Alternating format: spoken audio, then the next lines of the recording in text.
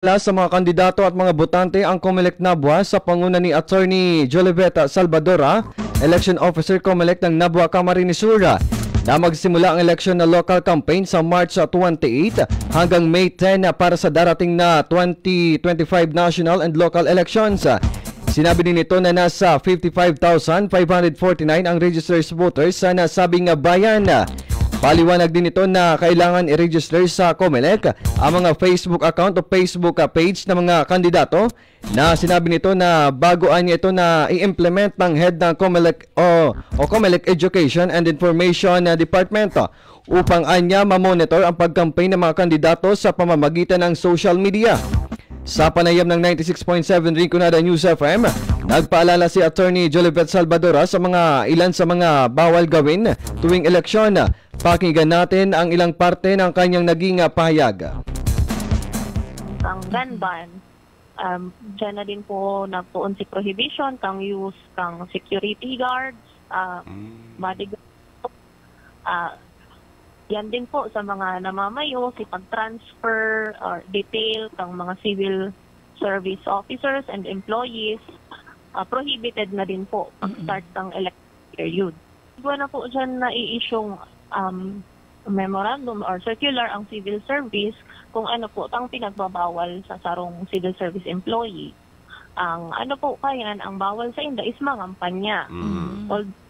Pinagbabawal na mag-express kang views, opinions po ninda kung willing sinda na sabihin kung sisay ang iboboto ninda, okay lang po, pero dahil po pwedeng mag-campaign for or against.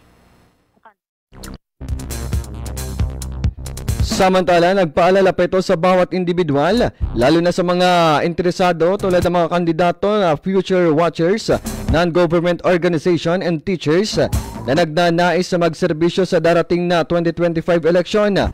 Pakinggan ulit natin ang naging parte ng kanyang pahayag.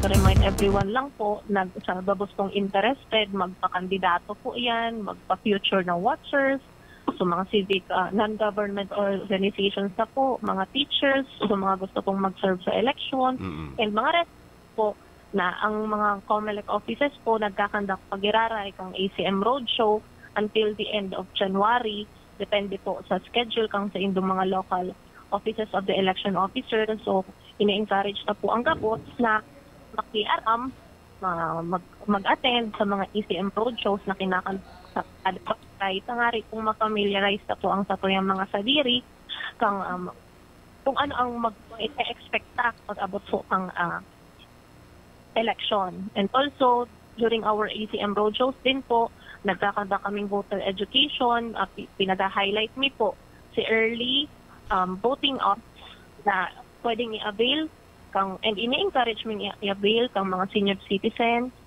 persons with disabilities, and heavily pregnant women kasi na po, pwede na po sindang magboto pugpuon sa alas 5 ng aga hanggang alas 7 ng aga. Exclusive lang po.